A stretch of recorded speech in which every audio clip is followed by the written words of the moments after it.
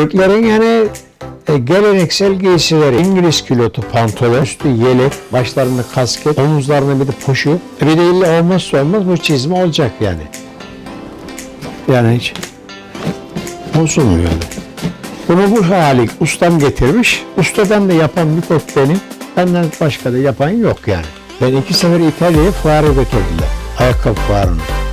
Masrafı onlar karşıladı. O fuarlarda bana yani şeref konu olarak götürdüler.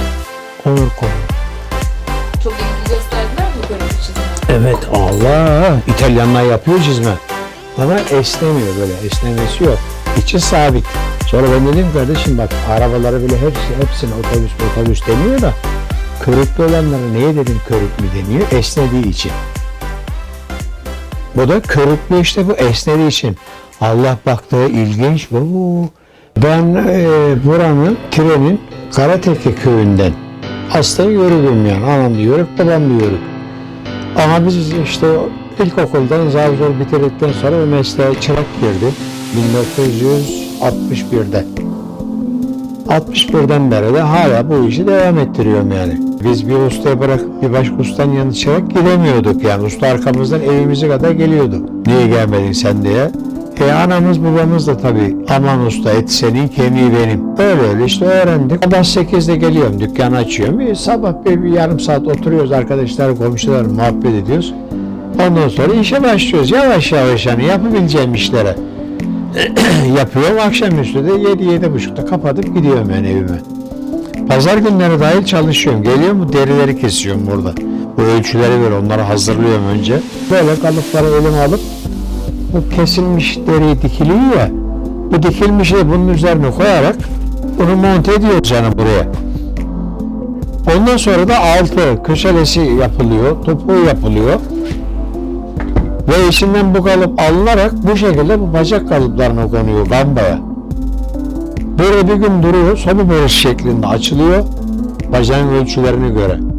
Ertesi günde körük yapıyoruz, boyayıp cilalayıp hazır müşteriye veriyoruz yani takdim ediyoruz. O işimiz de bitmiş oluyor. Bu kalıpların tarihi işte bu bacak kalıbı gamba yani adı. Ve bu eldeki kalan bunlar en az benim elimde 80-90 yıllık yani. En az. Çünkü ustamın ustasını ben tanımıyorum. Bunlar onun elinden kalan bize yani. Miras. Tabii ustaya kalıyor. Ustadan da bize. Benden de yapan çıkarsa benden de bir başkasına kalacak.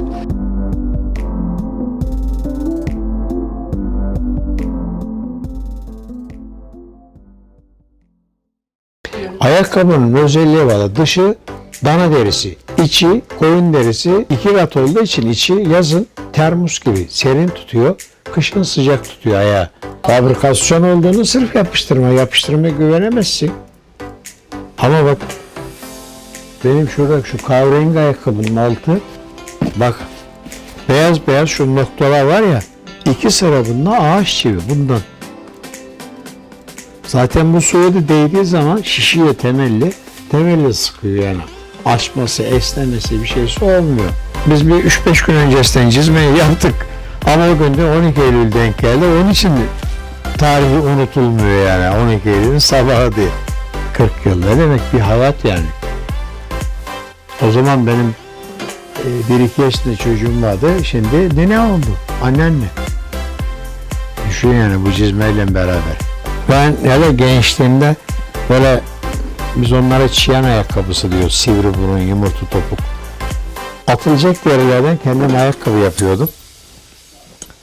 Hemen 1 saat 2 saat giydim de arkadaş da ayağımdan alıyordu. Ha diyor sen kendin iyisini yapıyorsun. Halbuki atılacak deri.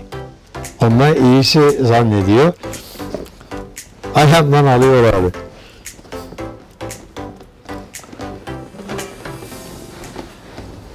Söke'den çok büyük toprak zenginleri, orada çok büyük toprak zenginleri var.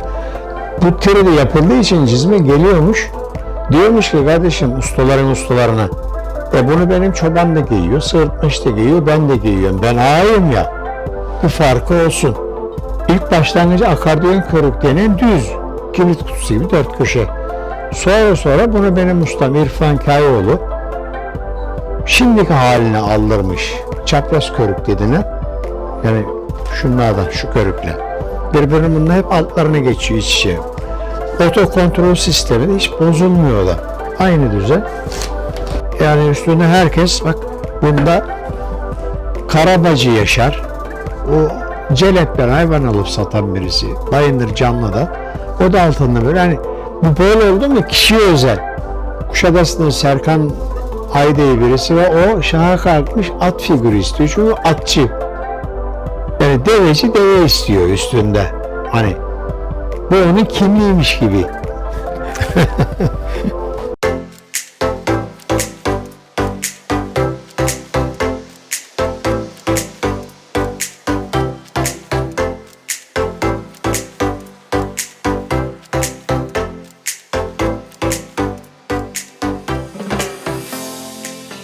Yapıp bitiriyorum, bir karşını koyuyorum, bir de böyle etrafında dolanıyorum, böyle bakıyorum yani.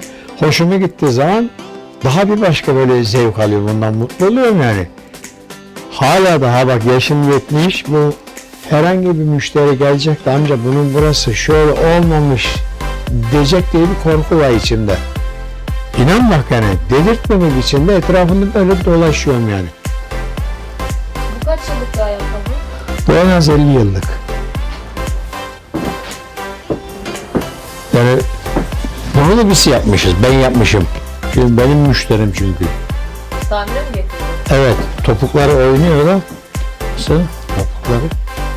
Tabi bunlar yenilenecek. 50 yıl bunu giymiş. Evet, oğlu getirdi bunu şimdi.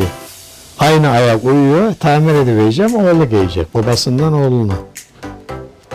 Deveci Ali Bolluk diye birisi vardı, onun çizmesi bu. Adam öldü. Ama şimdi de oğlu giyecek. Bu damlada duru dura baksan topukları filan ölmüş yani.